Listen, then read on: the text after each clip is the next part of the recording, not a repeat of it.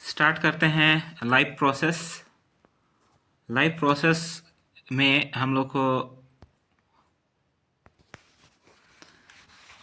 Life को maintain करने के लिए जो भी क्राइटेरिया का ज़रूरत पड़ता है उसको लाइव प्रोसेस कहा जाता है। और इसमें हम लोग ये करते हैं कि डिसाइड करते हैं कि कोई भी चीज़ लाइव है या नहीं है।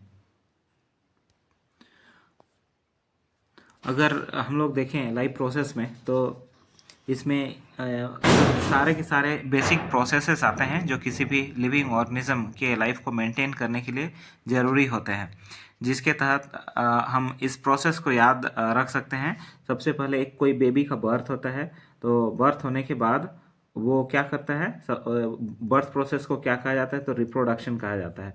तो बर्थ प्रोसेस हुआ, उसके बाद वो क्या करेगा, ब्रेस्ट फीडिंग करेगा, जिसको क्या कहेंगे हम लोग, न्यूट्रिशन कहेंगे हम लोग। ब्रेस्ट फीडिंग करने के बाद उसका क्या होता है, डाइजेशन होता है।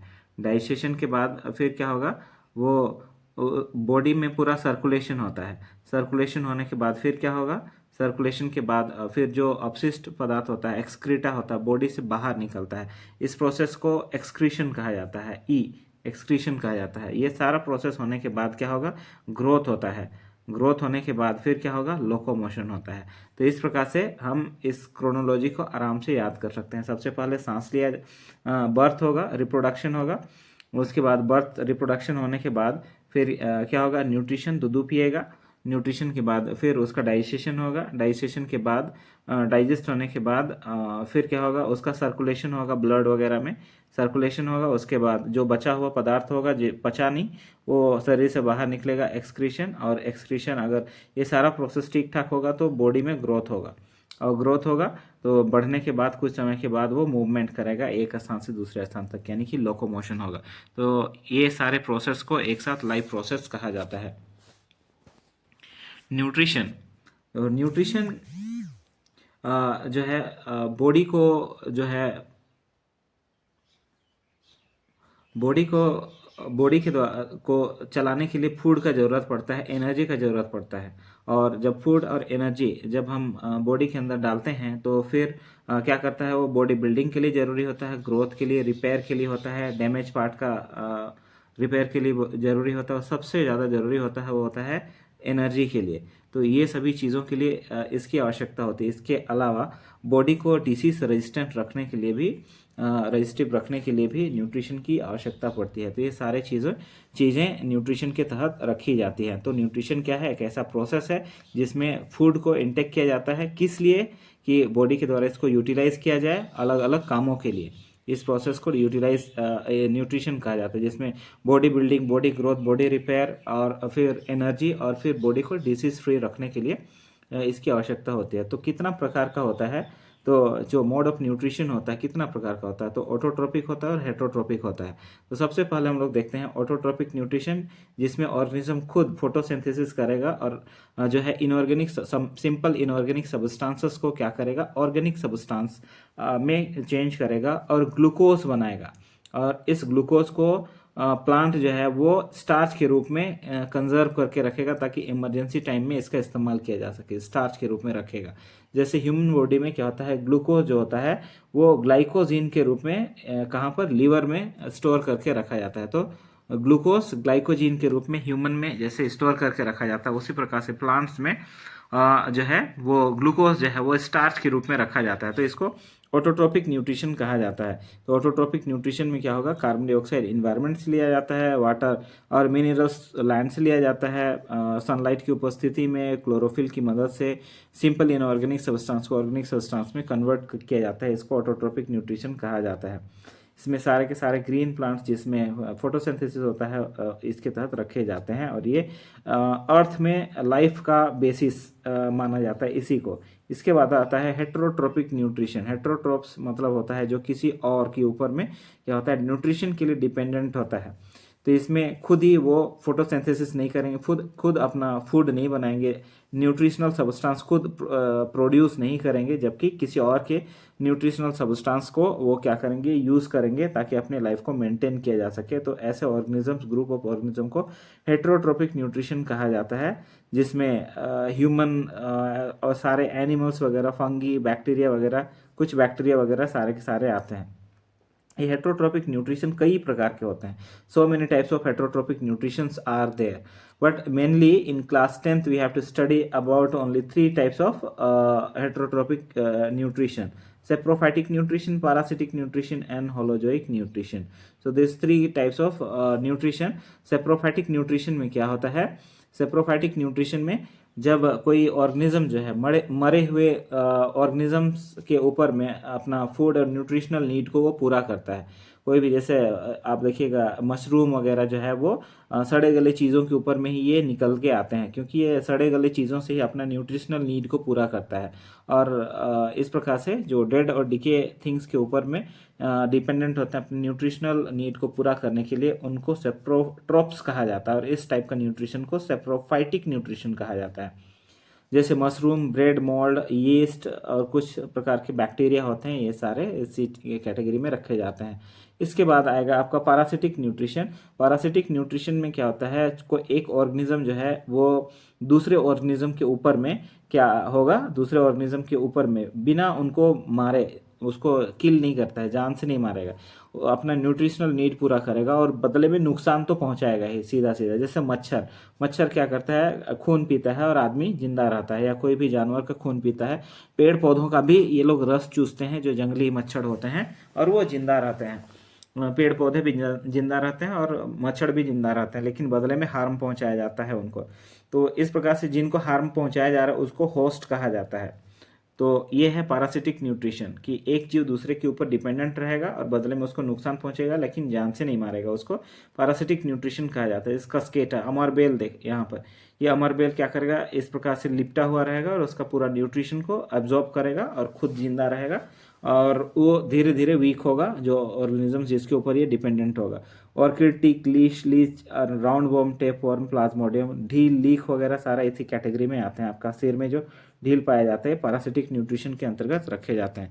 फिर है होलोजोइक न्यूट्रिशन. होलोजोइक न्यूट्रिशन में क्या होता है कि कोई भी एक ऑर्गेनिज्म जो है कंप्लीटली दूसरे ऑर्गेनिज्म के या फूड मटेरियल को कंप्लीटली अपना बॉडी के अंदर डाल लेता है और डाइजेस्ट करके अपना न्यूट्रिशनल नीड को पूरा करता है. इसको होलोजोइक न्यूट्रिशन कहा जाता है. जैसे यहाँ एक अमीबा जो है वो जो पैरासाइट को चारों तरफ से कवर करके रखा हुआ है, और फिर अपना न्यूट्रिशनल नीड को इससे पूरा कर रहा है. इसी प्रकार से पैरामीशियम, बर्ड, फिश, ह्यूमन, ये सारे होलोजोइक न्यूट्रिशन के करने वाले में से माने आते हैं. और थर्ड एक और है सिम्बायोटिक, जो है वो न्यूट्रिशन. सिम्बायोटिक रिलेशनशिप होता है एक्चुअल में. एमेंसिलिज्म कहा जाता है जिसको, जिसमें एक जीव दूसरे के ऊपर डिपेंडेंट रहेगा और दोनों एक दूसरे को लाभ पहुंचाएंगे. तो इसको क्या कहा जाता है, सिम्बायोसिस कहा जाता है. इस घटना को सिम्बायोसिस कहा जाता है. जैसे जो बड़े जीव जानवर जो हैं वो मैदान में चरते रहते हैं, उनके ऊपर पक्षियां बैठी हुई होती हैं, और वो उनका जो लीश होता है, उनको ढील जो होता है जानवरों के में पाया जाता है, उनको वो आराम से खाते रहते हैं, जिसकी वजह से पक्षी का पेट भर रहा है और जो जानवर है उसको उससे लीश से अपना ढील से मुक्ति मिल रहा है. तो इस प्रकार से सिम्बायोटिक रिलेशन में इनको माना जाता है. अब है फोटोसिंथेसिस, न्यूट्रिशन इन प्लांट अपना न्यूट्रिशनल नीड को कैसे पूरा करते हैं. तो फोटोसिंथेसिस प्रोसेस में क्या होता है, ये ऐसा प्रोसेस है जिसमें प्लांट के द्वारा अपना फूड प्रिपेयर किया जाता है. किसके द्वारा? कार्बन डाइऑक्साइड, CO2, वाटर और सनलाइट, मिनरल्स सोयल से लिया जाता है. और क्लोरोफिल की उपस्थिति में, क्लोरोफिल की मदद से अपना जो फूड क्या होता है वो कार्बोहाइड्रेट बनाते हैं और उसको स्टार्च के रूप में अपने अंदर रखते हैं. जैसे ह्यूमन में ग्लाइकोजीन के रूप में लिवर में रखा जाता है इमरजेंसी नीड के लिए, तो उसी प्रकार से ये स्टार्च के रूप में अपना इमरजेंसी नीड के लिए फूड को बचा के रखते हैं. और इस प्रोसेस में ऑक्सीजन रिलीज होता है. इसी कंप्लीट प्रोसेस को फोटोसिंथेसिस कहा जाता है. जैसे इसमें 6 molecule carbon dioxide, 12 molecule water के साथ रिएक्शन करता है. किसकी उपस्थिति में? सनलाइट और क्लोरोफिल की उपस्थिति में, और ग्लूकोज बनाता है. ग्लूकोज CHO 612 याद रखेगा. यहाँ भी 6 है, फिर 12 है, फिर 6 याद रखेगा. 6 यहाँ 6 मॉलिक्यूल ऑफ कार्बन डाइऑक्साइड और 12 मॉलिक्यूल ऑफ वाटर जैसे यूज हो रहा है, वैसे ही यहाँ 6-12. उसी प्रकार से 6-12-6 यहाँ याद रखिएगा. CHO ग्लूकोज का फॉर्मूला. तो ये है। उसके बाद 6 मॉलिक्यूल वाटर और 6 मॉलिक्यूल ऑक्सीजन। याद रखिएगा इधर कार्बन डाइऑक्साइड का जगह नहीं है, क्योंकि प्लांट्स जो हैं वो कार्बन डाइऑक्साइड को लेते हैं, एब्जॉर्ब करते हैं और बदले में ऑक्सीजन देते हैं, इसलिए इधर कार्बन डाइऑक्साइड रिलीज नहीं होता है। इधर सिर्फ कार्बन जो है वो ग्लूकोज के रूप में यहाँ कन्वर्ट होता है और यूज हो जाता है। इधर कोई कार्बन डाइऑक्साइड नहीं होता है, इसलिए कार्बन डाइऑक्साइड की जगह में आप 6 मॉलिक्यूल ऑक्सीजन डालिएगा। तो यहाँ जो कार्बन जो था वो यहाँ यूज हो गया ग्लूकोज में, और जो कार्बन ऑक्सीजन फ्री हुआ वो फ्री ऑक्सीजन यहाँ आ गया। बस ये ध्यान रखिएगा। इसके बाद प्रोसेस क्या होता है इसमें, फोटोसिंथेसिस का प्रोसेस क्या होता है, इसमें क्या होता है, सबसे पहले एब्जॉर्प्शन ऑफ लाइट एनर्जी होता है क्लोरोफिल के द्वारा। क्लोरोफिल लाइट एनर्जी को सबसे पहले क्या करता है, एब्जॉर्ब करता है। उसके बाद दूसरा प्रोसेस में क्या होता है, conversion of light energy into chemical energy and splitting up of water molecule into hydrogen and oxygen. तो यहाँ पर क्या होगा, जब लाइट एनर्जी को एब्जॉर्ब किया गया तो पानी जो है, वाटर जो है, ये वाटर मॉलिक्यूल को हाइड्रोजन और ऑक्सीजन दो चीज में स्प्लिट कर दिया जाएगा। तो इस प्रकार से यहाँ ऑक्सीजन और हाइड्रोजन का डिमांड पूरा हो रहा है, और जो हाइड्रोजन रिलीज होगा वो यहाँ पर ग्लूकोज में यूज होगा, और जो ऑक्सीजन होगा वो ऑक्सीजन बाहर निकल जाएगा बाई प्रोडक्ट के रूप में। तो इस प्रकार से वाटर मॉलिक्यूल स्प्लिट होगा, हाइड्रोजन और ऑक्सीजन। सबसे पहला काम क्या हुआ, लाइट एनर्जी एब्जॉर्ब किया गया क्लोरोफिल के द्वारा। दूसरा, जब लाइट एनर्जी आया तो केमिकल एनर्जी के रूप में वो कन्वर्ट होगा और वाटर मॉलिक्यूल को हाइड्रोजन और ऑक्सीजन में कन्वर्ट करेगा। और फिर क्या होगा, reduction of carbon dioxide by hydrogen to form carbohydrate. इस प्रकार से कार्बन डाइऑक्साइड जो इस्तेमाल किया गया उसका इस्तेमाल किसमें होगा, ग्लूकोज में इसका इस्तेमाल किया जाएगा। तो इस प्रकार से इसका प्रोसेस है।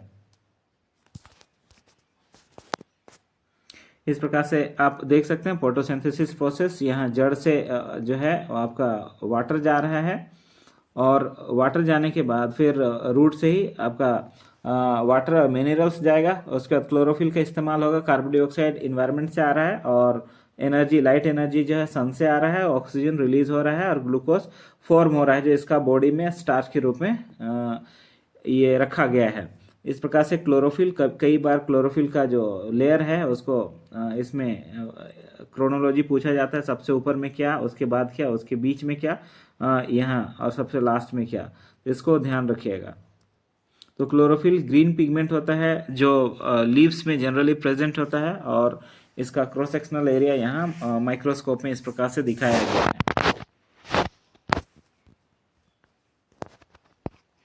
अगर क्लोरोफिल के बारे में बात करें तो सबसे पहले ऊपर में वैक्स क्यूटिकल्स होता है, और ये वैक्स क्यूटिकल क्या करेगा, वो वैक्स क्यूटिकल का काम होता है सनलाइट जो एक्सेसिव आता है उसको रिफ्लेक्ट करना।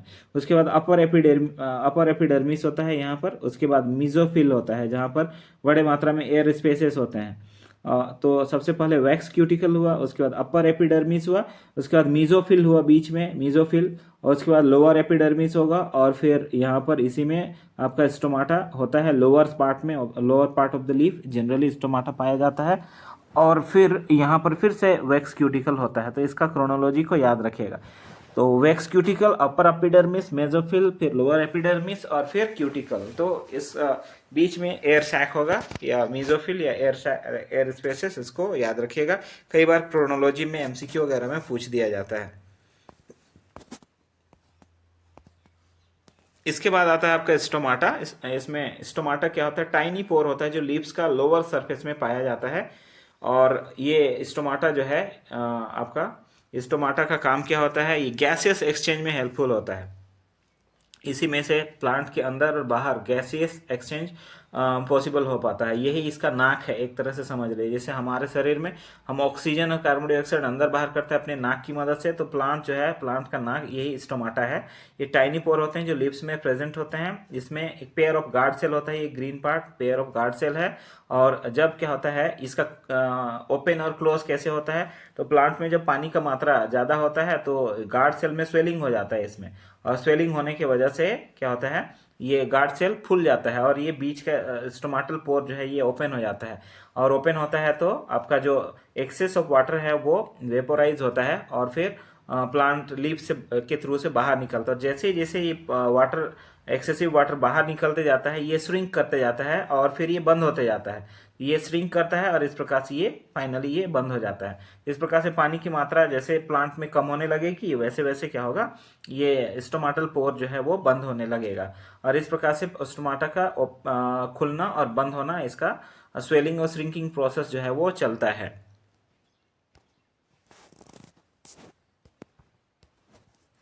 इसमें पूछा जाता है कि स्टोमाटा मरुस्थली जो जेरोफाइटिक प्लांट है, मरुस्थली पौधे हैं, वो मरुस्थल में दिन के समय में अपना स्टोमाटा ओपन नहीं करते हैं। क्यों?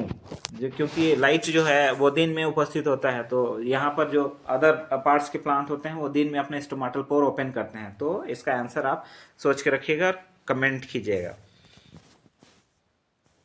इस प्रकार से गार्ड सेल होता है, क्लोरोप्लास्ट होता है, स्टोमाटा वाटर डिफ्यूज करता है, स्वेलिंग होने से ओपन होगा और जब श्रिंक करेगा तो क्लोज हो जाएगा। इसके बाद आता है nutrition in animals. Nutrition in animal में सबसे पहले यूनिसेलुलर एनिमल हम लोग देखते हैं। इसमें सबसे फेमस है हम लोग का अमीबा। तो अमीबा यूनिसेलुलर एनिमल है जो जनरली वाटर में पाया जाता है, जो मॉइस्ट प्लेसेस है उसमें पाया जाता है। और ये फिंगर लाइक प्रोजेक्शन, जिसको स्यूडोपोडिया कहा जाता है, ये स्यूडोपोडिया को आगे बढ़ाता है और फूड मटेरियल को चारों तरफ क्या करता है, घेर लेता है, जिसको इनगल्फिंग ऑफ फूड कहा जाता है।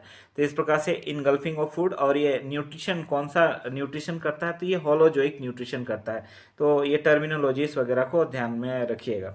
ये चारों तरफ से घेरने के बाद इसको फूड वैक्यूल के अंदर बंद कर लेता है और फूड वैक्यूल में ढेर सारे एंजाइम्स होते हैं जो उसको डाइजेस्ट करते हैं और फिर उसको क्या करते हैं, इंजेस्ट भी कर लेते हैं, उसको पचा लेते हैं। पचाने के बाद जो एक्सक्रीटरी मटेरियल होता है उसको बॉडी से बाहर फेंक दिया जाता है। इस प्रकार से अमीबा में जो है वो आपका न्यूट्रिशन जो है वो पूरा होता है।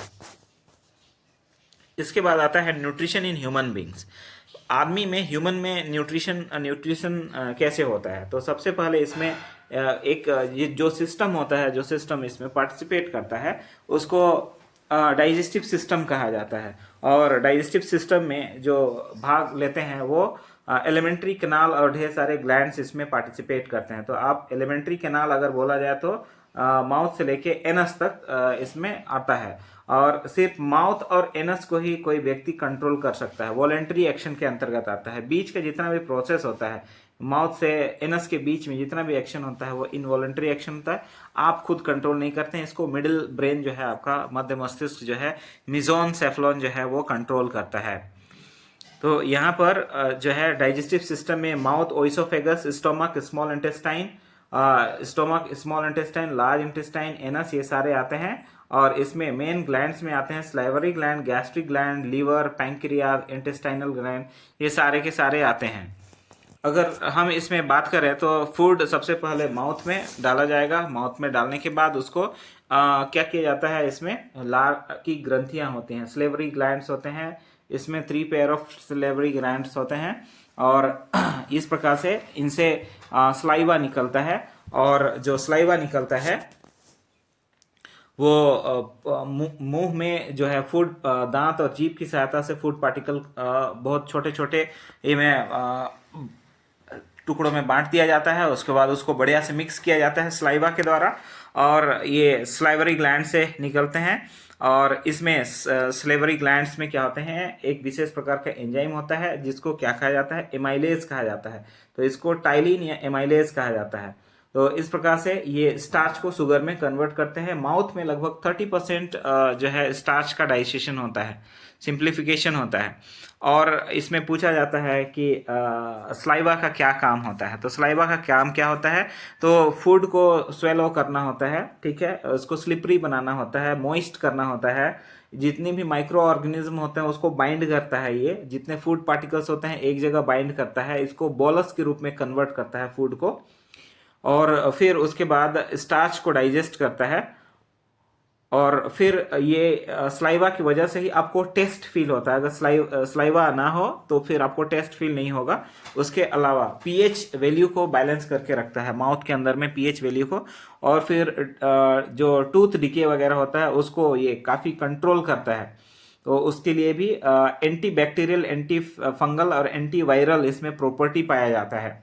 इसीलिए आप देखिएगा कि कुत्ता वगैरह को घाव हो जाता है तो अपना जीभ से चाटते रहता है उसको, क्योंकि लार में जो है वो आपका एंटी बैक्टीरियल, एंटी माइक्रोबियल जो है प्रॉपर्टी पाया जाता है। तो इस प्रकार से ये सारा गुण सलाइवा के अंदर पाया जाता है। इसके बाद जो है ये बोलस के रूप में जब आपका फूड पाइप के थ्रू से नीचे जाता है इस प्रकार से, तो फूड पाइप में एक स्पेशल काइंड ऑफ मूवमेंट होता है। तो जो फूड पाइप में मूवमेंट होता है, और ये सारा मूवमेंट ये फूड पाइप यहाँ से लेके लार्ज इंटेस्टाइन तक सारे जगहों पर होता है। ये स्पेशल काइंड ऑफ मूवमेंट को पेरिस्टिलेटिक मूवमेंट कहा जाता है।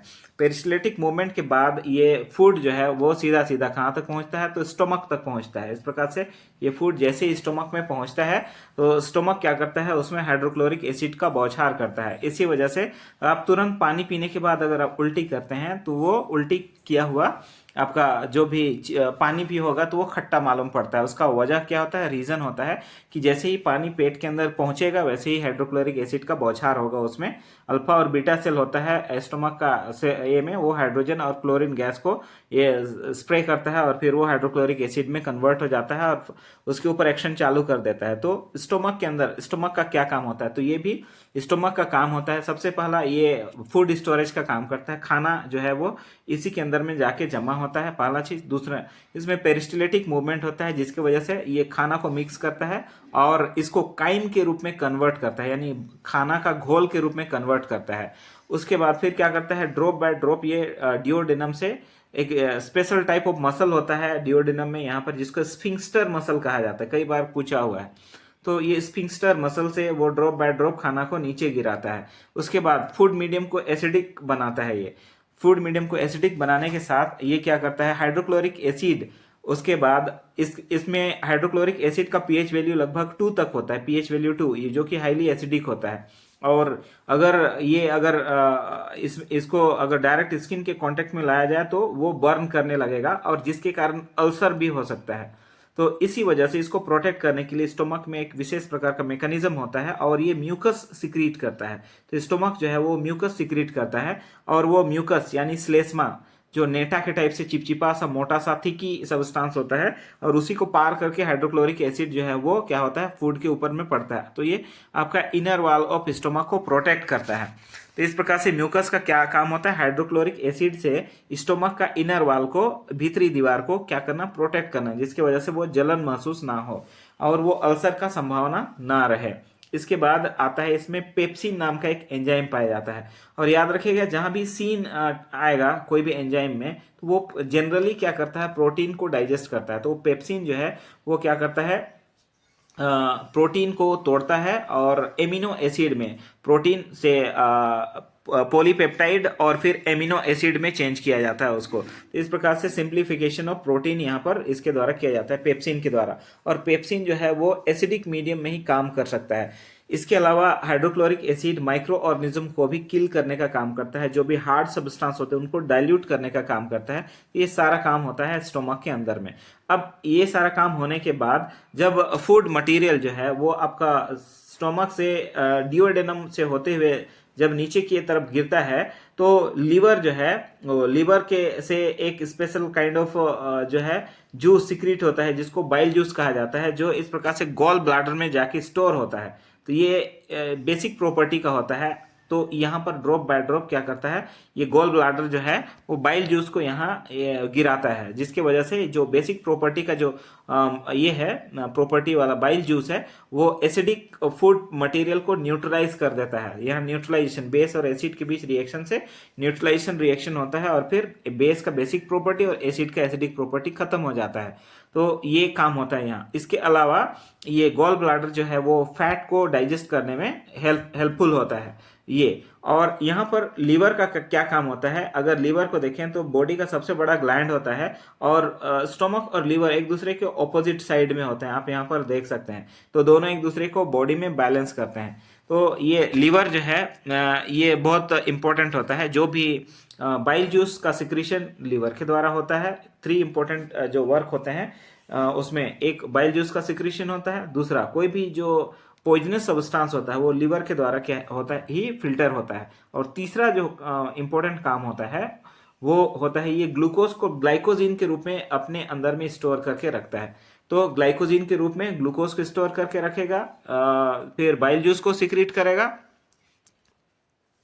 और पॉइजन जो भी पॉइजनस सब्सटेंस होते हैं वो उनको फिल्टर करने का काम लिवर का होता है। इसके अलावा भी कई तरह के कोलेस्ट्रॉल्स को ये कंट्रोल करता है। यहाँ पर आयरन मॉलिक्यूल हीमोग्लोबिन के लिए भी काम होता है। उसके अलावा डिफेंस इम्यूनिटी सिस्टम को भी मजबूत करने में मददगार होता है। कई प्रकार के प्रोटीन्स बनते हैं, ब्लड को क्लोटिंग करने में मददगार होते हैं। तो इस प्रकार से इसका लिवर का बहुत सारा काम होता है। तो इसके बाद जो है आपका फूड जो है वो मूव करते हुए जब नीचे गिरता है तो पैंक्रियास से पैंक्रियाटिक जूस इसके ऊपर में गिरता है। तो पैंक्रियाटिक जूस जब इसमें गिरता है तो पैंक्रियाटिक जूस में जनरली तीन चीजें होती हैं। तो पहला होता है ये इंसुलिन को एक्सक्रीट करता है। इंसुलिन क्या करता है, ग्लूकोज को डाइजेस्ट ब्रेक डाउन करने का काम और उसको एनर्जी में कन्वर्ट करने का काम करता है। तो ये इंसुलिन हार्मोन जिसमें भी नहीं बनता है उनको डायबिटीज का बीमारी हो जाता है। तो आप देखिएगा जो डायबिटीज का जो इस पैंक्रियास में उपस्थित जो बीटा सेल होते हैं उसमें से इंसुलिन हार्मोन निकलता है, और ये इंसुलिन ग्लूकोज के डाइजेशन में हेल्पफुल होता है, ग्लूकोज के कंट्रोल में हेल्पफुल होता है। इसके अलावा इसमें से एमाइलेज निकलता है, जो बाकी जो 30% जो है स्टार्च का डाइजेशन माउथ में उपस्थित टाइलिन या एमाइलेज में हो गया था। बाकी 70% जो है यहाँ से निकलने वाले एमाइलेज के द्वारा क्या होता है उस स्टार्च का डाइजेशन होता है। और तीसरा होता है, तो पैंक्रियास जो है वो आपके हाथ के बराबर का साइज का होता है, जो इम्पोर्टेंट ऑर्गन है। और इसमें हम लोग बात कर रहे थे कि तीन प्रकार के एंजाइम्स जो है वो सिक्रीट किए जाते हैं, ट्रिप्सिन और पहले भी हम लोग बात किए थे पेप्सिन स्टोमक में। तो स्टोमक में जैसे पेप्सिन, यहाँ पर ट्रिप्सिन। और ये सीन जो है वो प्रोटीन के डाइजेशन के लिए इम्पोर्टेंट होता है। उसके बाद इसमें होता है एमाइलेज जो माउथ में पाया जाता है, जो 30% स्टार्च का पाचन माउथ में होता है, और बाकी 70% यहाँ के एमाइलेज के द्वारा प्रोटीन का पाचन होता है। इसके अलावा लाइपेज पाया जाता है। यहाँ पर लाइपेज, लिप से लाइपेज याद रखिएगा, लिप में लिप बाम यूज़ किया जाता है, और लिप बाम का काम होता है आपका ऑयली होता है ये, तो ऑयल का पाचन करने के लिए लाइपेज का इस्तेमाल होता है। तो पैंक्रियास से जनरली तीन चीज़ होता है, लाइपेज जो लिप यानी कि लिप बाम ऑयल का पाचन के लिए इम्पोर्टेंट होता है, फैट को फैटी एसिड और ग्लिसरॉल में चेंज करता है ये, और आपका एमाइलेज जो है वो स्टार्च का पाचन करता है, स्टार्च को या ग्लाइकोजिन का पाचन करता है। उसके बाद फिर आपका ट्रिप्सिन आता है जो प्रोटीन का पाचन करता है। तो इस प्रकार से इसके अलावा ये सोडियम बाइकार्बोनेट का जो लिक्विड है उसको लगभग 1.5 से 3 लीटर प्रतिदिन वो सिक्रीट करता है। तो ये इसका बहुत बड़ा फंक्शन होता है। इसके बाद आपका हम लोग चलते हैं स्मॉल इंटेस्टाइन में। तो स्मॉल इंटेस्टाइन का स्ट्रक्चर इस प्रकार से होता है। यहाँ स्मॉल इंटेस्टाइन, इसके जनरली 3 लेयर होते हैं, और ये इनर जो लाइनिंग होता है, इनर लाइनिंग कुछ इस प्रकार से होता है, और इनर लाइनिंग का जो इनर स्ट्रक्चर है इस प्रकार से फिंगर लाइक प्रोजेक्शंस होते हैं इसमें, ये बहुत सारे, और उसके अंदर में ब्लड कैपिलरीज पाई जाती है। इस प्रकार से एक सिंगल इसमें दिया हुआ है। तो ये फिंगर लाइक प्रोजेक्शन, और इसके ऊपर में भी बहुत सारे माइक्रो विली पाए जाते हैं। तो इनको विली कहा जाता है, जो फिंगर लाइक प्रोजेक्शन होता है इनको विली कहा जाता है। एक रहता है तो विलस कहा जाता है, और बहुत सारों को इसमें ढेर सारे होते हैं तो इनको भी, इनका जनरली काम होता है सरफेस एरिया इंक्रीज करना, और यहाँ पर बहुत सारे अंदर में ब्लड कैपिलरी होते हैं। तो जब फूड पार्टिकल जो है स्टोमक से स्मॉल इंटेस्टाइन में आता है तो इनके बीच से होते हुए वो स्लाइड करता हुआ ड्रॉप बाय ड्रॉप जो है वो स्फिंक्टर मसल के द्वारा कंट्रोल करके ड्रॉप बाय ड्रॉप रिलीज किया जाता है। तो ये विली से ही होते हुए वो जाते हैं, और इस दौरान ये जो ब्लड कैपिलरी होते हैं उनमें से न्यूट्रिशंस जो है उनको एब्जॉर्ब कर लिया जाता है। तो इस प्रकार से विली का काम सरफेस एरिया को बढ़ाना, एब्जॉर्प्शन का काम को इफ़िशिएंटली करना, सरफेस एरिया बढ़ाना और एब्जॉर्प्शन का काम इफ़िशिएंटली करना, ये दो काम इसमें होता है। तो इस प्रकार से ढेर सारे विली आप देख सकते हैं इस प्रकार से इंटेंगल्ड, और इसके अंतर्गत में इसका अपना भी स्ट्रक्चर होता है। यही एब्जॉर्प्शन का काम करते हैं बढ़िया तरीके से। इस प्रकार से और अगर डिटेल में देखना है तो इसका डिटेल स्टडी होता है। आपको कई बार स्टोमक के बारे में, इनका पार्ट्स के बारे में भी पूछा जाता है, तो इसको भी आप देख सकते हैं इस प्रकार से। ओइसोफेगस का हिस्सा फंडस का रीजन है यहाँ पे, और फंडस का रीजन के बाद आप देखिएगा यहाँ कार्डिया कहा जाता है ये हिस्सा को, और इस पोर्शन को बॉडी कहा जाता है, पाइलोरस कहा जाता है, और यहाँ पर होता है आपका पाइलोरिक स्फिंक्टर मसल, और इसके नीचे का हिस्सा आपका डिओडिनम के तहत आता है। जनरली स्मॉल इंटेस्टाइन का काम क्या होता है, तो यहाँ पर होता है सबसे लंबा रास्ता, यहाँ लगभग इसका लेंथ सबसे ज़्यादा बड़ा होता है, 7.5 मीटर के आसपास होता है। It is the biggest site of chemical digestion in your gut. Digestive enzyme जो होते हैं, जो आपका पैंक्रियाटिक जूस वगैरह से निकल के आते हैं, वो सारे यहाँ पे जो है वो डाइजेस्ट करने में मदद करते हैं। यहाँ पर जो फूड जो है वो 2 से 6 घंटा लगभग होता है पास करने में, और यहाँ जो विली होता है वो न्यूट्रिएंट्स को एब्जॉर्ब करने में काम करते हैं, और मैक्सिमम न्यूट्रिएंट्स यहीं से एब्जॉर्ब कर लिया जाता है। इसके बाद जो है वो इसको लार्ज इंटेस्टाइन में भेजा जाता है, जो फूड होता है वो लार्ज इंटेस्टाइन में चला जाता है। तो लार्ज इंटेस्टाइन का काम क्या होता है, ये पानी को फिर से रीएब्जॉर्ब कर लेता है, वाटर को रीएब्जॉर्प्शन का काम करता है। तो इस प्रकार से reabsorb some water and ions, जो भी सॉल्ट्स वगैरह होते हैं उनको भी लार्ज इंटेस्टाइन एब्जॉर्ब कर लेता है। उसके बाद आता है रेक्टम। ये रेक्टम का हिस्सा जो है, यहाँ पर जो हम लोग का स्टूल है, वो स्टूल यहाँ पर स्टोर होता है, पानी एब्जॉर्ब करके इसको सॉलिड कर लिया जाता है, और इसमें कुछ मॉइस्चर जो है वो नमी बना हुआ रहता है। और इसके बाद जो एनस होता है, ये इसका काम, इसको हम लोग कंट्रोल कर सकते हैं वॉलंटरी एक्शन के द्वारा। और हमको जब ये पता चले कि रेक्टम में हम लोग का जो फाइसिस है वो भर गया है, तो हम इसको ओपन करके एनस को उसको बाहर निकाल देते हैं। तो इस प्रकार से ह्यूमन में डाइजेशन का वर्क जो है वो कंप्लीट होता है। ठीक, इसके बाद चालू करते हैं हम रेस्पिरेशन। रेस्पिरेशन जो है वो ये ऐसा प्रक्रिया है जिसमें फूड को बर्न करके उसमें से एनर्जी प्राप्त किया जाता है, और इसमें ऑक्सीजन का मदद लिया जाता है। ये माइटोकॉन्ड्रिया में कंप्लीट होता है। तो इस प्रकार से रेस्पिरेशन जो है वो इसको कंप्लीट करने का काम माइटोकॉन्ड्रिया में होता है। इसलिए रेस्पिरेशन ऐसा प्रोसेस है जिसमें फूड को बर्न किया जाता है, और इसमें ऑक्सीजन का मदद लिया जाता है, और ऑक्सीजन की मदद से फूड को बर्न करके एनर्जी के रूप में कन्वर्ट किया जाता है। और ये प्रोसेस पूरा होता है आपका माइटोकॉन्ड्रिया में, जो कि ऑक्सीजन की उपस्थिति में होता है, इसलिए इसको एरोबिक रेस्पिरेशन भी कहा जाता है। The energy released during respiration is used to make ATP molecule, adenosine triphosphate molecule बनाने के लिए इसका इस्तेमाल होता है। From ADP molecule, adenosine diphosphate से एडिनोसिन ट्राइफॉस्फेट बनाने के लिए इसका काम होता है। तो यहाँ ADP प्लस फॉस्फेट यहाँ ATP में कन्वर्ट होता है। Energy is stored in the cell in the form of ATP molecule. When the cell needs energy, ATP broken down in the presence of water from ADP and energy release.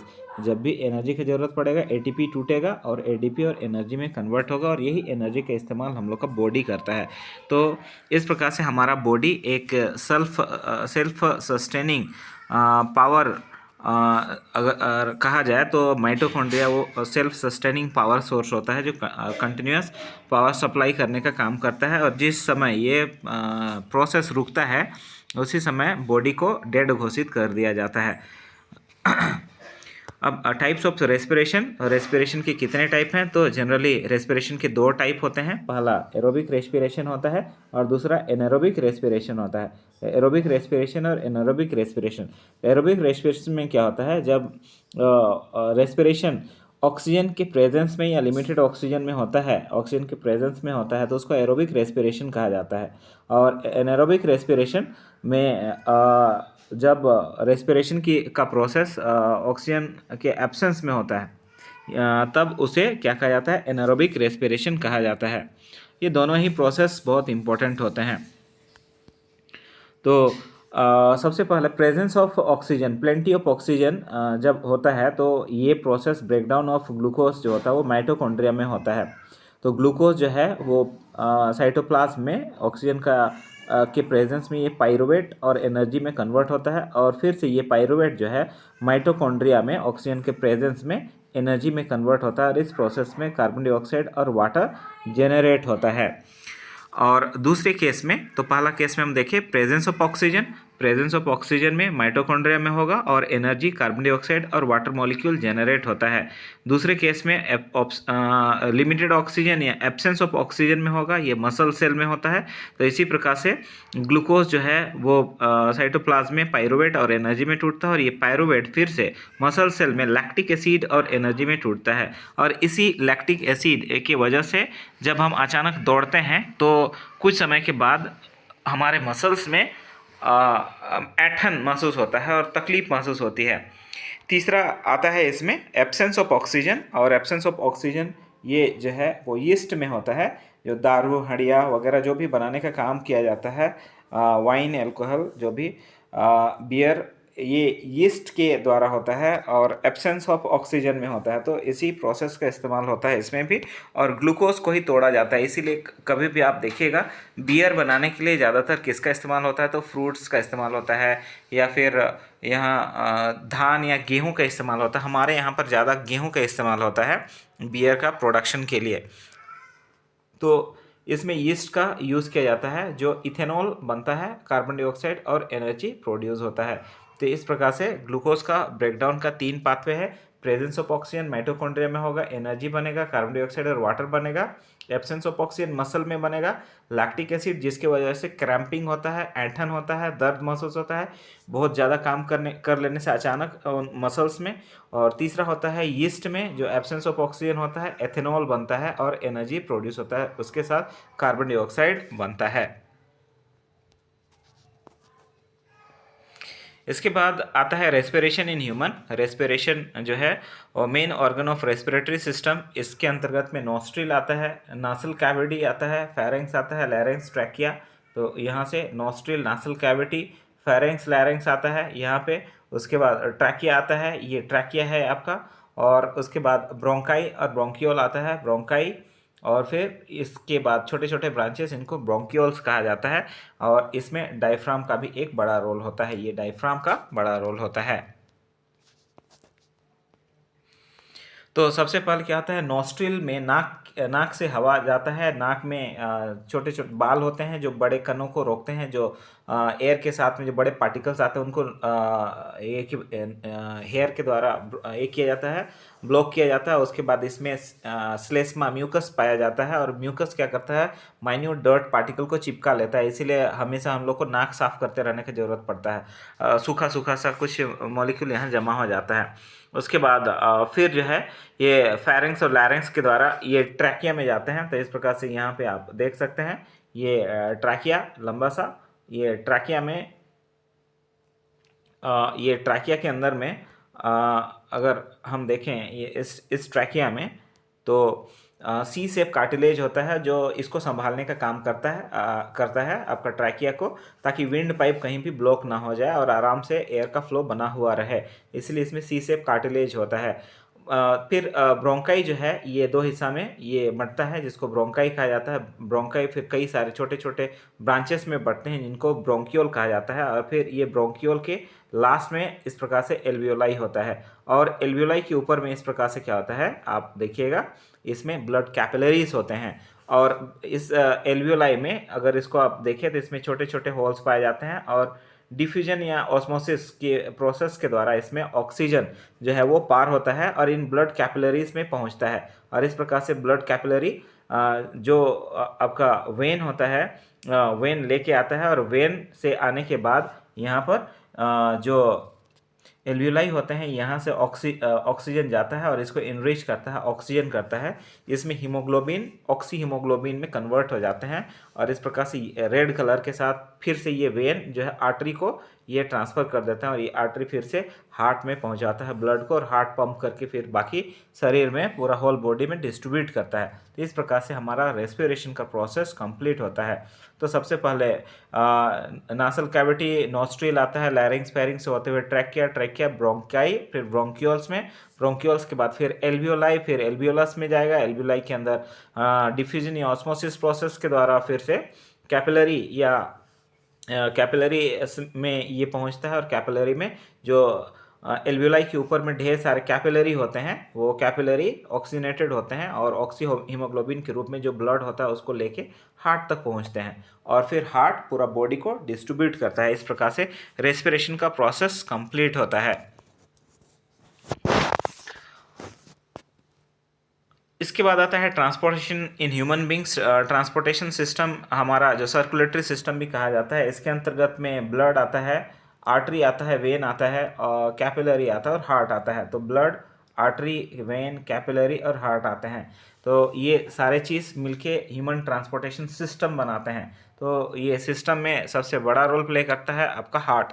तो blood जो है ये transport करता है food, oxygen, waste product, और ये body temperature maintain करता है, और ऐसा सेल है जो पूरा बॉडी को एक साथ कनेक्ट करके रखता है। तो ब्लड के अंदर में क्या क्या पाया जाता है? तो ब्लड में प्लाज्मा पाया जाता है, आरबीसी रेड ब्लड सेल पाया जाता है, वाइट ब्लड सेल पाया जाता है और प्लेटलेट्स पाया जाता है। यहाँ प्लाज्मा का काम क्या होता है? प्लाज्मा का काम होता है ये ट्रांसपोर्ट करना food, water, carbon dioxide, nitrogenous waste, ये सारे प्लाज्मा के द्वारा ट्रांसपोर्ट किया जाता है। इसी प्रकार से रेड ब्लड सेल ये ऑक्सीजन ट्रांसपोर्ट करता है हीमोग्लोबिन की मदद से। जो है वो डाई होता है और ग्लोब्यूलिन नाम का प्रोटीन होता है जिसमें ऑक्सीजन जुड़ता है और ऑक्सी हीमोग्लोबिन बनाता है।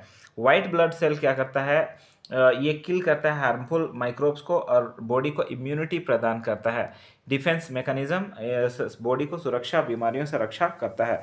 प्लेटलेट्स जो है वो ब्लड को क्लॉट करने में क्या करते हैं? मदद करते हैं, ताकि कहीं भी इंजरी होने पर ब्लड बाहर आता है तो अचानक ब्लड का थक्का जमता है कुछ समय के बाद और फिर ब्लड बहना बंद होता है, जिसके कारण ब्लड लॉस नहीं होता है। इस प्रकार से आर्टरी होता है। आर्टरी का काम क्या होता है? आर्टरी प्योर ब्लड को हार्ट से पूरा बॉडी तक लेके जाता है, बॉडी का अलग अलग सेल्स तक लेके जाता है, अलग अलग डिफरेंट ऑर्गन्स तक लेके जाता है। तो आर्टरी प्योर ब्लड को, ऑक्सीनेटेड ब्लड को क्या करता है? हार्ट से बाकी बॉडी ऑर्गन्स तक, सेल तक पहुंचाने का काम करता है। वेन क्या करता है? यूज होने के बाद ऑक्सीजन, फिर से ऑक्सीजन और न्यूट्रिएंट्स यूज होने के बाद वापस अलग अलग डिफरेंट बॉडी ऑर्गन से हार्ट की तरफ आते हैं। फिर हार्ट उस ब्लड को पंप करता है लंग्स को, और लंग्स ऑक्सीजनेशन का प्रोसेस पूरा करने के बाद फिर हार्ट को देता है। फिर हार्ट पूरा बॉडी को डिस्ट्रीब्यूट करता है आर्टरी की मदद से। तो ये प्रोसेस चलता है। अब जो आर्टरी और वेन के बीच में जो कनेक्टिंग पॉइंट होता है उसको कैपिलरी कहा जाता है, और कैपिलरी वेन और आर्टरी के बीच जंक्शन का काम करते हैं। ये बहुत ही पतले होते हैं। तो इस प्रकार से आपका हार्ट है। हार्ट में आपका 4 चैम्बर होता है और प्योर ब्लड और इम्प्योर ब्लड को अलग रखा जाता है, क्योंकि ह्यूमन जो है वो बहुत ही आइसोथर्मिक टेम्परेचर मेंटेन करता है, एक जैसा टेम्परेचर मेंटेन करता है। और इसमें 4 चैम्बर होते हैं। इसमें right atrium, left atrium, right ventricle और लेफ्ट वेंट्रिकल। ए से याद रखिएगा ऊपर वाला हिस्सा को एट्रियम कहा जाता है, और वी से याद रखिएगा वेंट्रिकल। नीचे वाला हिस्सा वी के आकार का दिखाई दे रहा है तो इसलिए इसको वेंट्रिकल कहा जाता है। तो इसमें याद रखिएगा कि जो राइट हार्ट होता है वो राइट काम नहीं करता है, वो रॉन्ग काम करता है। यानी कि राइट हार्ट, जो हमारा राइट हार्ट है, इस साइड का हार्ट है, वो रॉन्ग ब्लड यानी डीऑक्सीनेटेड ब्लड को, यानी इम्प्योर ब्लड को, डीऑक्सीनेटेड ब्लड इम्प्योर ब्लड को कैरी करता है। और जो लेफ्ट हार्ट होता है, लेफ्ट, ये राइट काम करता है। ठीक है, तो लेफ्ट हार्ट जो है वो ऑक्सीनेटेड ब्लड को कैरी करता है, प्योर ब्लड को कैरी करता है। तो इस प्रकार से यहाँ पर आप अगर देखें तो पूरे बॉडी से जो है वेन की सहायता से जो है पूरा डीऑक्सीनेटेड ब्लड सबसे पहले कहाँ आएगा? राइट हार्ट में आएगा। राइट हार्ट में ये वेना काबा से क्या होता है? अंदर घुसता है। अंदर घुसने के बाद फिर ये राइट एट्रियम में आता है, फिर राइट वेंट्रिकल में आता है। राइट वेंट्रिकल के बाद फिर क्या होता है? जब ये हार्ट पंप करता है तो यहाँ का जो राइट वेंट्रिकल से ब्लड सीधा कहाँ चला जाता है, ये पल्मोनरी वेन की सहायता से, पल्मोनरी आर्टरी की सहायता से ये चला जाता है आपका लंग्स में, फेफड़ा में, और वहाँ फिर ऑक्सीनेशन होता है। ऑक्सीनेशन के बाद फिर से वो जो लंग्स है, लंग्स से फिर से लेफ्ट हार्ट में आपका ब्लड आता है। तो इस प्रोसेस को एक बार फिर से देखिएगा। पूरे बॉडी से ब्लड कहाँ से आएगा, सबसे पहले वेना कावा से होते हुए राइट साइड ऑफ हार्ट में, राइट साइड का हार्ट का ऊपर वाला चैम्बर यानी राइट एट्रियम में घुसेगा, राइट एट्रियम से राइट वेंट्रिकल में घुसेगा, और राइट वेंट्रिकल से घुसने के बाद इसको वापस पहुंचा दिया जाएगा लंग्स को पल्मोनरी आर्टरी के द्वारा। इस प्रकार से पल्मोनरी आर्टरी क्या करेगा, इम्प्योर ब्लड को लंग्स तक लेके जाएगा, और फिर लंग्स में ऑक्सीनेशन का काम होगा, सांस लेंगे ऑक्सीनेशन का काम होगा। ऑक्सीनेशन होने के बाद फिर लंग्स क्या करेगा, लंग्स और जो पल्मोनरी वेन है आपस में जुड़ा हुआ रहेगा। पल्मोनरी वेन इसको क्या करेगा, हार्ट के अंदर में लेके आएगा। कौन सा हार्ट, अभी लेफ्ट हार्ट में लेके आएगा, क्योंकि प्योर ब्लड यानी इम्प्योर लेफ्ट साइड में होता है। प्योर ब्लड जो ऑक्सीनेटेड ब्लड होगा जो लंग्स से आएगा, तो लंग्स से ब्लड कहाँ पर आएगा, लेफ्ट हार्ट में आएगा। तो फिर से एक बार देखते हैं, पूरे शरीर से जो ब्लड है वो राइट हार्ट में आया, राइट हार्ट से इसको पहुंचाया गया लंग्स में, लंग्स फिर इसको क्या करेगा, लेफ्ट हार्ट में पहुंचाएगा। और ये सारा काम एक साथ होता है, ये दोनों ही साइड का काम अलग अलग नहीं होता, एक साथ होता है। जब हार्ट फैलता है तो दोनों ही साइड में, इस राइट साइड में क्या हुआ, इम्प्योर ब्लड घुस गया, और राइट साइड में क्या, लेफ्ट साइड में क्या हुआ, राइट साइड में इम्प्योर ब्लड घुसा और लेफ्ट साइड में प्योर ब्लड घुसा। और फिर जब सिस्टोलिक डायस्टोलिक मूवमेंट होगा, दबेगा हार्ट दबने के बाद फिर क्या होगा, यहाँ का जो ब्लड है ये लंग्स में जाएगा।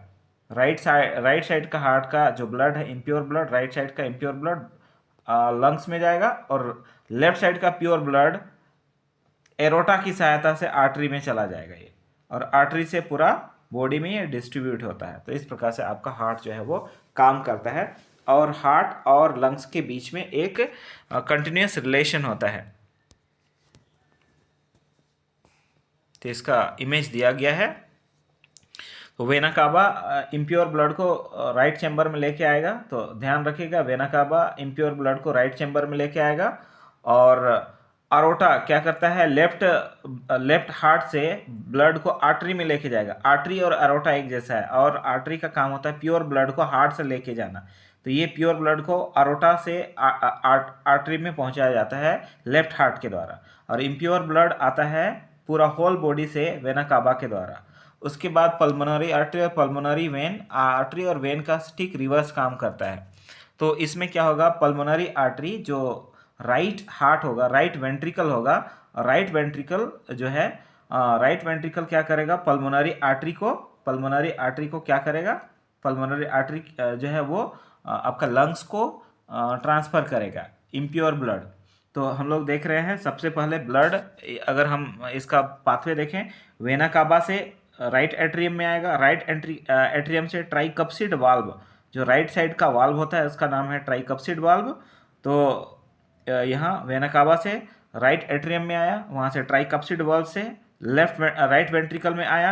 राइट वेंट्रिकल जब पुश किया तो पल्मोनरी आर्टरी के सहायता से कहाँ गया, लंग्स में चला गया। लंग्स से इसका ऑक्सीनेशन हुआ, ऑक्सीनेशन होने के बाद पल्मोनरी वेन की सहायता से क्या किया, वो लेफ्ट आर्टरियम में आया। लेफ्ट आर्टरियम से मिट्रल वाल्व कहा जाता है या बाइकप्सिड वाल्व कहा जाता है। तो मिट्रल वाल्व या बाइकप्सिड वाल्व के द्वारा ये लेफ्ट वेंट्रिकल में आया, और लेफ्ट वेंट्रिकल जब पुश किया तो एरोटिक वाल्व में घुसा, और आरोटा से वो आर्टरी में चला गया, और पूरा बॉडी को क्या किया, ये ब्लड डिस्ट्रीब्यूट किया। तो इस प्रकार से सेम ब्लड जो है दो बार हार्ट में आता है। सबसे पहले इम्प्योर ब्लड राइट साइड में आया, फिर ये ऑक्सीनेशन के लिए लंग्स में गया, फिर वही ब्लड पल्मोनरी वेन से ऑक्सीनेशन के बाद लेफ्ट साइड ऑफ हार्ट में आया। तो सेम ब्लड दो बार आया, एक बार यहाँ आया और एक बार यहाँ आया, इसलिए इसको डबल सर्कुलेशन कहा जाता है। तो इस प्रकार से हार्ट में डबल सर्कुलेशन का काम कंप्लीट होता है। इसके बाद आपका आता है लैंप। लैंप जो है वो कलरलेस फ्लूइड होता है जो इंटरसेलुलर स्पेस में प्रेजेंट होता है, और ये जो है प्लाज्मा से बनता है। जो आपका दो सेल के बीच में जो स्पेस होता है उसमें ये जमा हो जाता है, और कैपिलरीज वगैरह से बचा हुआ लिक्विड जो है यहाँ पर जमा हो जाता है। लैंप जो है लैम्फेटिक कैपिलरी के द्वारा वो क्या करता है, बॉडी में ड्रेन करता है।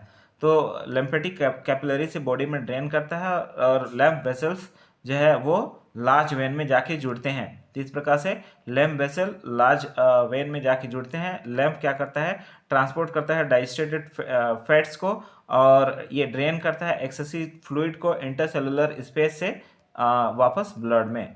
इस प्रकार से क्या होता है, लेम्फोसाइट्स बनते हैं जो जर्म्स को किल करते हैं और बॉडी को प्रोटेक्ट करता है। यही लेम्फोसाइट्स बाद में WBC या वाइट ब्लड सेल का एक हिस्सा बनाता है।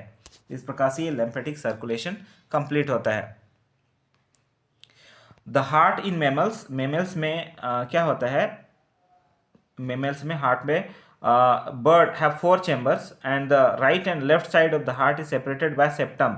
तो बर्ड में भी क्या होता है, 4 चैम्बर होता है जिसमें सेप्टम के द्वारा लेफ्ट और राइट साइड जो है अलग होता है, जो क्या करता है ब्लड को मिक्सिंग होने से, ऑक्सीनेटेड और डीऑक्सीनेटेड ब्लड को मिक्स होने से रोकता है। और इस प्रकार से ये क्या करता है, इफिशिएंट ऑक्सीजन का सप्लाई करता है ताकि कंटिन्यूस बॉडी टेम्परेचर मेंटेन रहे, कंटिन्यूस एनर्जी मेंटेन रहे। और एम्फीबियन और रेप्टाइल्स में क्या होता है, एम्फीबियन मतलब जो जल और स्थल दोनों जगह पर रहते हैं, जमीन और पानी दोनों में।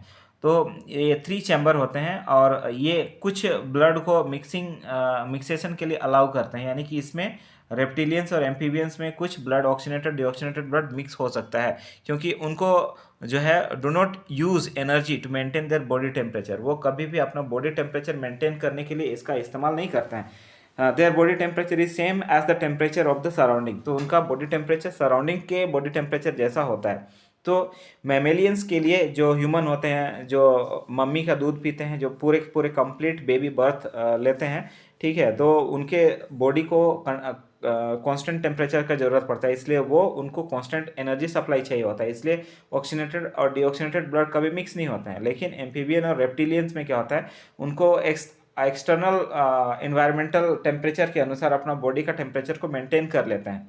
तो इसी वजह से उनको अंदर से टेम्परेचर मेंटेन करने का ज़रूरत नहीं होता है, इसलिए वो अंदर से ऑक्सीजन और ऑक्सीनेटेड और डीऑक्सीनेटेड ब्लड मिक्स भी हो जाए तो उनको ज़्यादा फर्क नहीं पड़ता है। इसी प्रकार से the heart of fishes have only 2 chambers and blood is oxygenated in the gills. तो मछलियों में क्या होता है, गिल्स में आपका ये होता है, ऑक्सीनेशन का काम होता है।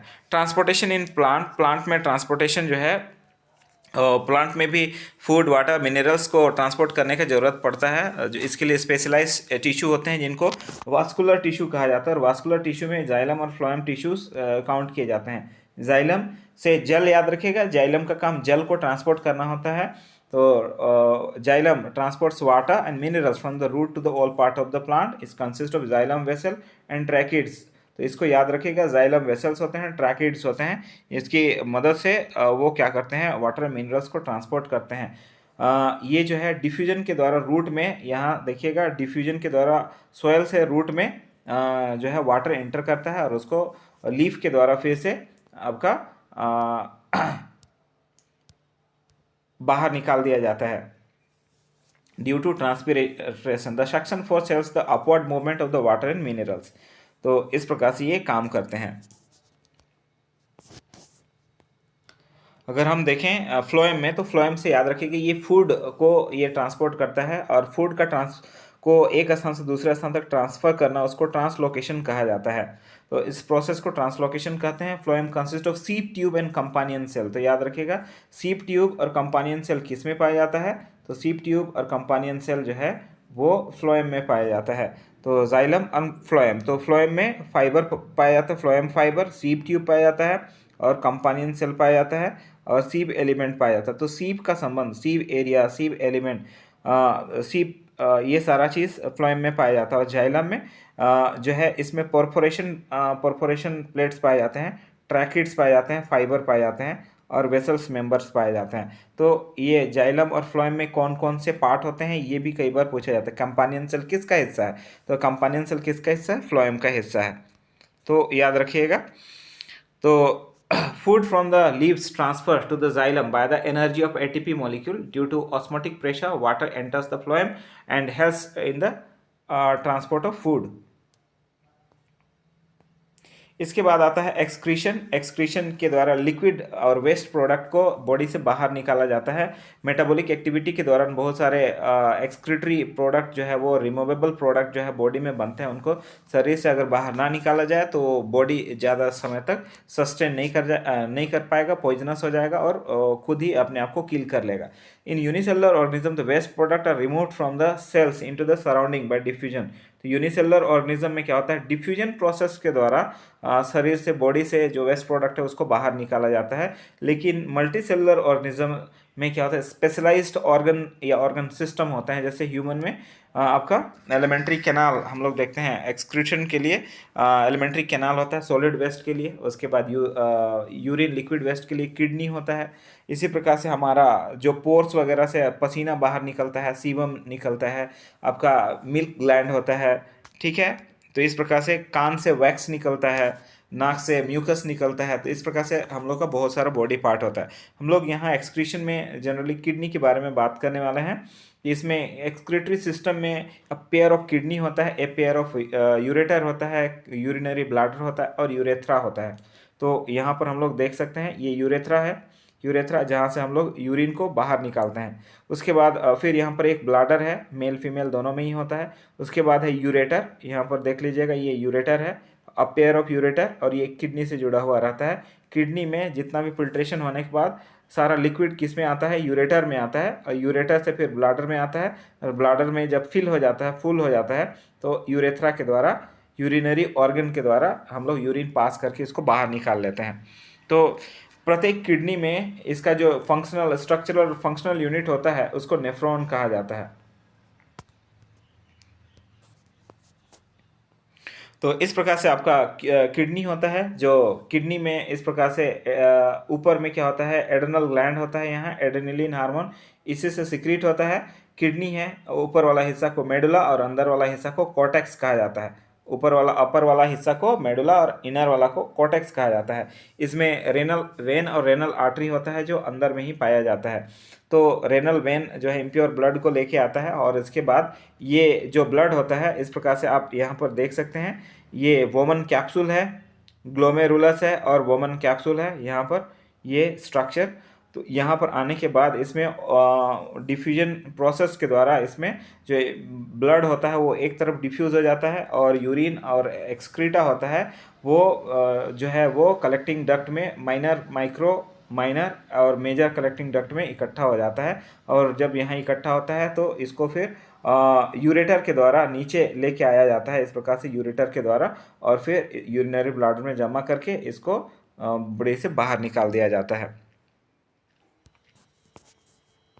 तो इस प्रकार से आप देख सकते हैं इसका इमेज जो है वो ये ग्लोमेरुलस है, वोमन कैप्सूल ये कप शेप स्ट्रक्चर होता है। इसके अंदर में क्या होता है, रेनल आर्टरी अंदर घुसता है ब्लड को लेके, और फिर यहाँ पर क्या होता है, ग्लोमेरुलस जो है के अंदर में डिफ्यूजन प्रोसेस होता है, ऑस्मोटिक प्रेशर लगता है। ऑस्मोटिक प्रेशर के द्वारा क्या होता है, ये डिफ्यूज्ड होता है, और इस प्रकार से बहुत सारे इंटेंगल येलो ट्यूब्स होते हैं जो प्रॉक्सिमल ट्यूब्स कहा जाता है। तो प्रॉक्सिमल ट्यूब्स जिसको loop of Henle with capillary network कहा जाता है, इनका पूरा का पूरा सिस्टम को, ठीक है। तो ये प्रॉक्सिमल ट्यूब के अंदर में ये क्या होता है, डिफ्यूज़ होता है, और डिफ्यूज़ होने के बाद ये मेन कलेक्टिंग डक्ट में क्या होता है, चले जाते हैं। ये इस प्रकार से ये मेन कलेक्टिंग डक्ट में चले जाते हैं, और फिर मेन कलेक्टिंग डक्ट से ये बॉडी से बाहर यूरिनरी ब्लैडर में और यूरेथ्रा के द्वारा इसको बॉडी से बाहर निकाल दिया जाता है। तो इस प्रकार से जो है आपका किडनी काम करता है।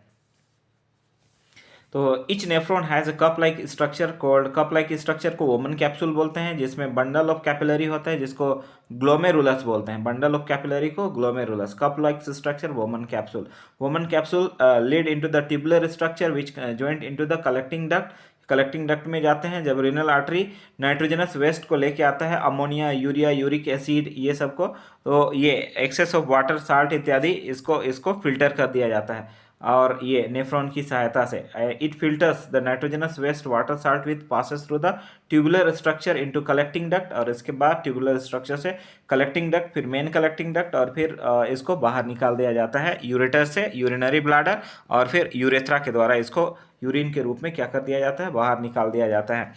तो the useful product like amino acid, glucose, salt, इसको फिर से रिफिल्टर करके फिर से रीएब्जॉर्ब करके बॉडी के अंदर भेज दिया जाता है और इसका फिर से यूज़ होता है। तो ह्यूमन में हम लोग देखें नेफ्रॉन और किडनी के द्वारा एक्सक्रीशन का काम होता है। प्लांट में किस प्रकार से एक्सक्रीशन होता है, तो प्लांट में जो है गैसियस मटेरियल हम लोग पहले ही बात किए थे, रेस्पिरेशन प्रोसेस के द्वारा, फोटोसिंथेसिस प्रोसेस के दौरान स्टोमाटा से क्या होता है, बाहर निकाल दिया जाता है। तो ये स्टोमाटा के द्वारा शरीर से बॉडी से बाहर निकाल दिया जाता है, जिस प्रोसेस को ट्रांसपिरेशन प्रोसेस भी कहा जाता है। तो गैसियस एक्सचेंज स्टोमाटा के द्वारा ट्रांसपिरेशन से होता है। Some waste products are stored in the leaves and removed when the leaves dry and fall off. तो क्या होता है, कुछ पॉइजनस सब्सटेंस जमा होते हैं, उनको छोटे छोटे ब्रांचेस में ट्रांसफर कर दिया जाता है या लीव्स में ट्रांसफर कर दिया जाता है, और कुछ समय के बाद देखिएगा कि कुछ पत्तियां पीली पड़ गई हैं और फिर उनको बॉडी से डिटैच करके निकाल दिया। कुछ समय देखिएगा कि कुछ कुछ पतले पतले जो टहनियाँ होंगी वो सूखने लगती हैं ऑटोमेटिकली। वो सारे में क्या करते हैं, तो प्लांट उनको चैनलाइज कर देते हैं, जितने भी पॉइजन एक्सक्रीटरी थिंग्स सेल के अंदर बनते हैं उनको एक तरफ चैनलाइज करके कुछ छोटी छोटी टहनियों में ट्रांसफ़र कर दिया जाता है और बाद में उनको सुखा के अपने बॉडी से डिटैच कर लिया जाता है। कुछ गम और रेजिन प्रोडक्ट भी क्या होते हैं, तैयार होते हैं। कुछ कुछ पौधा में देखिएगा गंध निकलने लगा है, गम्स और रेजिन्स निकलने लगा, फिर वो उनको गिरा देते हैं। तो इस प्रकार से क्या होता है, ये अपना वेस्ट प्रोडक्ट को बाहर निकालते हैं। कुछ पौधे अपने रूट के द्वारा भी क्या करते हैं, जो एक्सक्रेटा को क्या करते हैं, बाहर निकालते हैं। तो इस प्रकार से प्लांट्स में एक्सक्रीशन का काम कंप्लीट होता है। इसी के साथ ये लेक्चर यहीं ख़त्म होता है। तो आप बने रहिए, शेयर सब्सक्राइब कीजिए और बार बार देखिए और फ़ायदा लीजिए। Thank you.